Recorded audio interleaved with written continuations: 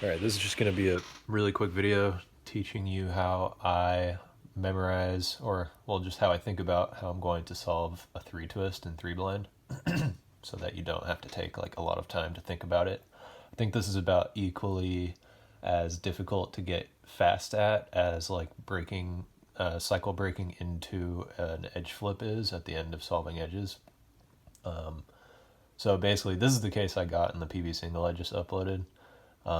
What I did was I just whenever I'm memorizing twists, I just look at where the U face color or the D face color is. In this case, since this is my buffer, I would be looking at that sticker, and that's all the information you need to know to be able to properly or like correctly twist each corner. Just that this corner is twisted, and that's where the U face color is, and that corner is twisted, that's where the D face color is.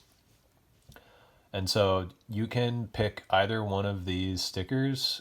In my PB single case, I picked this one, and I shoot from my buffer to here to there. So first step is to shoot from that U-face sticker to that U-face sticker. Pretty simple thing to start off on.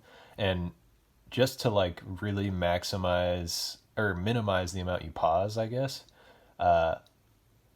since you really don't need to think much about like shooting from that sticker to that sticker because you already like noted where those stickers are in memo. And so while you're doing the commutator for here to here, start thinking ahead to the next commutator, which is slightly more confusing to think about, but the second commutator.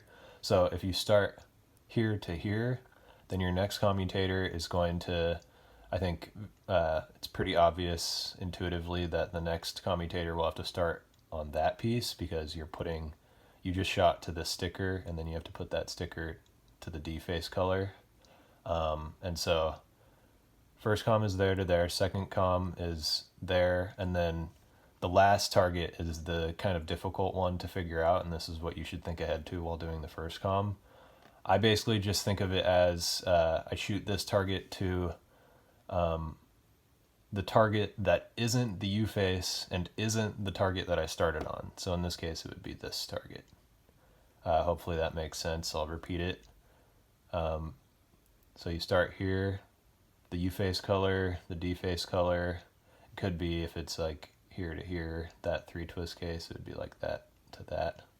But yeah, so that to that, and then we need to solve that sticker to the D face. So the second comm is going to be there, and then you shoot your last target to the sticker that you didn't start on and the non-U face color, so there.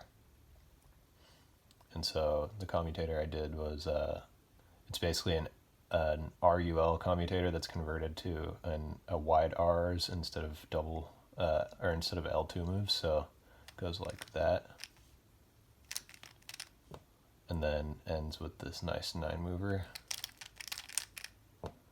One thing to note about this, I know like if like Gianfranco or something watches this video right now, they're probably going to get really tilted because it's not the optimal way to solve every three twist. Like in some cases, doing exactly what I just showed you is going to be the optimal way to solve a three twist, but in a lot of cases, this is kind of a constrictive way of doing it. If you always do it that way, there's probably a different combination of two commutators that will solve the same three twist for a lot of cases where those two commutators are faster than the two that you would have done the easier way to think about it.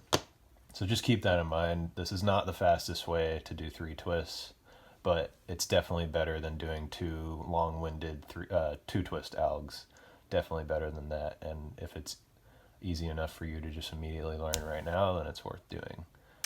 I'll do one more example of a three twist just so you really drive it home.